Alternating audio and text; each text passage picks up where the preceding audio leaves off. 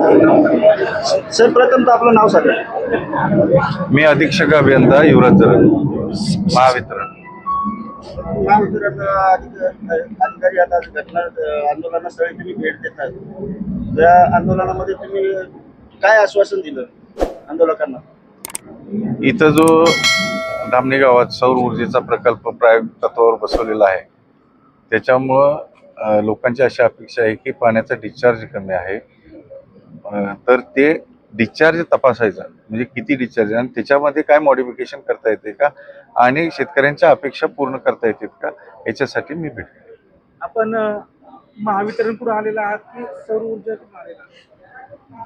मी अधीक्षक महावितरणकडून आलेलो आहे. शासनाचं धोरण जे आहे, प्रत्येक कनेक्शन सौर पंप म्हणजे सौर ऊर्जेवरतीच द्यायचं, त्याच्यासाठी आले. जो पाट आहे, पाटापासून हे धामणी अंतर 4 ते 8 किलोमीटर आहे. याचं जे वीज कनेक्शन नाही घेतलं, सौर ऊर्जेवरती दाब येईल का आणि किती HP पर्यंत मोटरी चालतील? नाही, आता जो बसवलेला आहे तो किती 25 HP चा बसवलेला आहे.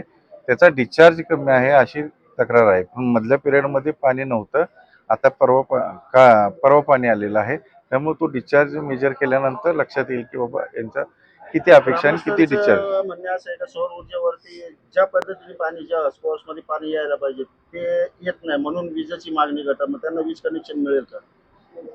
सर, आपल्याला हे सोलरवरतीच हा डिस्चार्ज महत्वाचं, डिस्चार्ज कमी आहे अशी त्यांची हे आहे.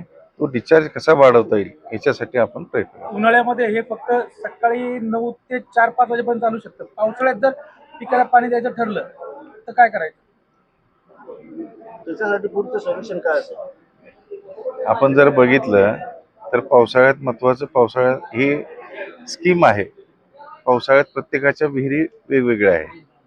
पावसाळ्यात ह्याची जास्त अपेक्षा सुद्धा लागणार नाही लोकांना, परंतु पावसाळ्यात सुद्धा म्हणजे त्याचा जो डिस्चार्ज आहे महत्वाचं, किती क्षमतेला किती आहे हे होतं, हे आता संयुक्तरित्या तपासणी करणार आहे. आपण जे ऑनलाईन फॉर्म भरतो त्यावेळेस विहिरीला एकच मिनिट बघतो. नाही, आपण जे तुम्ही- फॉर्म भरतो त्यावेळेस विहिरीला नोंद करावी लागते. तर पाटावरून जे पाणी घ्यायचे त्यावेळेस नोंद होईल का आणि अनुदान किती असेल ह्या योजनेसाठी? पाटावरून पाणी घ्यायचं आहे, ते पाटाची परमिशनच ज्याला आहे, पाणी परवाना असतो. अनुदानाचं कसं असेल?